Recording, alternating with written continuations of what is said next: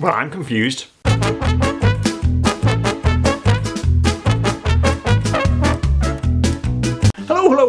Hello. Yes, thank you once again for joining me. As some of you may or may not know, my name is Alex, and can I just ask, what is going on in the world? I mean, really, what is going on? I went to bed, and then when I woke up, it was just absolute pandemonium chaos. What was happening? I mean, we've now left the EU. The UK has voted to leave the European Union. The Prime Minister has resigned. But in my view, we should aim to have a new Prime Minister in place by the start of the Conservative Party conference in October. Labour want their current leader to resign. It is perfectly clear that the majority of Labour MPs want to get rid of you. And everyone pretty much just hates everybody. So I'm a bit confused, really. I really am. I'm just a tad confused because I don't know that much about politics. I'm not really that political a person. However, trying to make sense of what is actually going on in the outside world right now is actually quite uncontrollably bizarre. Basically what I'm saying is that what it seems to come down to is that if you voted to leave the EU, it means you are a racist. Eh? And if you voted to stay in the EU, it means that you're a turncoat and that you hate your country and that you're disrespecting all the people who died in the world wars to help and try and protect this country, and you're just a bad person in general.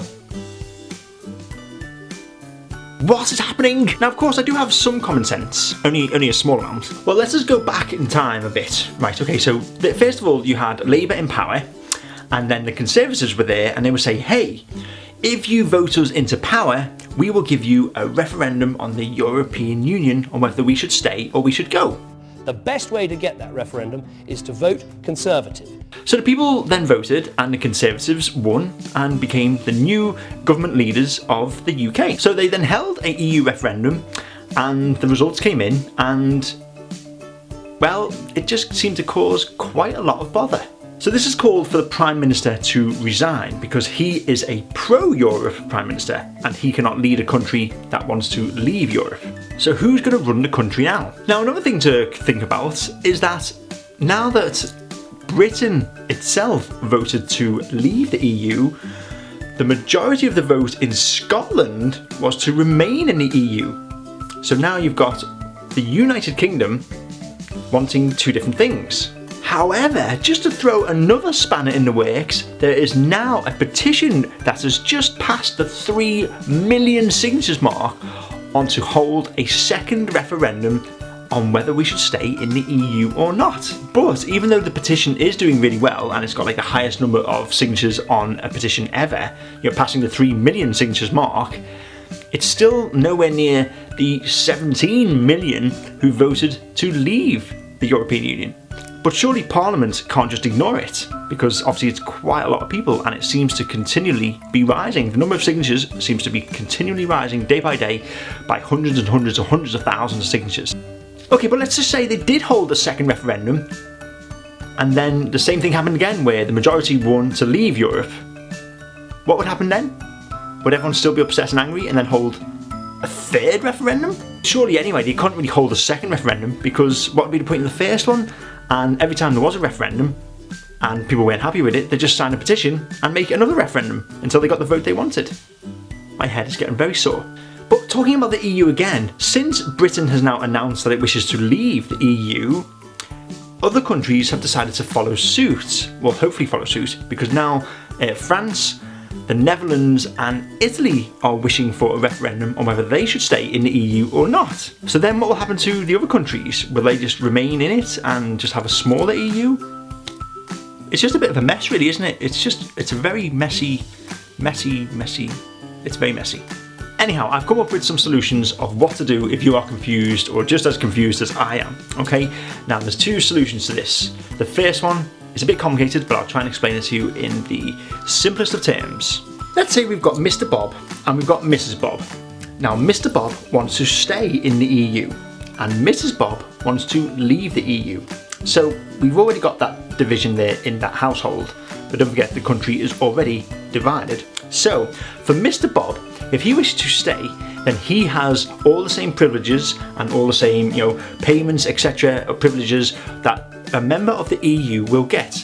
So basically, if he goes to the shop and he buys something that has been imported from the EU, he won't have to pay any extra taxes or anything like that. He will pay the normal price that it would be from the EU. Mrs. Bob, however, when she goes to the shop, if she wants to buy something that has come from the EU, then she will have to pay import tax. But that would get really, really complicated. But basically, that's pretty much how I can see it working. Mr. Bob does everything that he wants to do whilst remaining in the EU, and Mrs. Bob does everything she wants to do whilst leaving the EU. Now, they'll still be together, and they'll still be happy, but they'll just have two separate lives in terms of EU or not EU. My second proposal, or slightly easier proposal, is for everyone to do this. You ready? You're watching this very simply.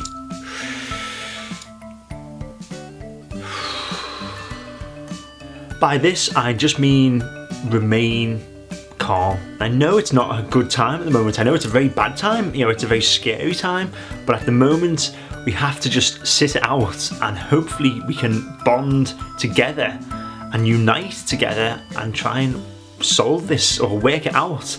There's no point in going out there and, you know, putting racial equality or racial hatred or, you know, anything like that. You know, don't do that. There's no need for all that. If you've got some views or opinions you wish to voice, then hey, feel free to voice them, but don't go around upsetting other people or upsetting anyone or causing harm. It's not going to do anything. It's not going to change anything. Who knows? We don't know what's going to happen. Maybe the government is going to look at this petition and, you know, try and work something out. Who knows? But, you know, just stay calm. Please do stay calm out there, and, you know, try and, you know, focus on what is important, which is you, your health, your family's health. And make sure you've got a roof over your head and enough food to eat. Okay, that is what is important at the moment. But that is pretty much the only solution I've got at the moment. That is the only solution I've got. I mean, I'm still very confused. Really confused. Let's just see what happens, okay? Let's see what happens. But anyhow, that is my thoughts on what is going on. I'm so confused, and I'm sure a lot of people out there are just as confused as I am. But I mean, I am confused. I mean, it is just a mess at the moment. What a mess. What a mess. Anyhow, until next time, thank you once again for watching. If you did like or dislike this video, please show your appreciation or disheart by liking or disliking this video. And of course, if you really did like this video and you'd like to see more, then please show your appreciation by clicking that wonderful subscribe button. But until next time, thank you once again for watching, and I'll hopefully see you at some point, hopefully in better times. Poor Mr. and Mrs. Bob, one of them living in the EU and one of them living outside the EU. They're going to get divorced.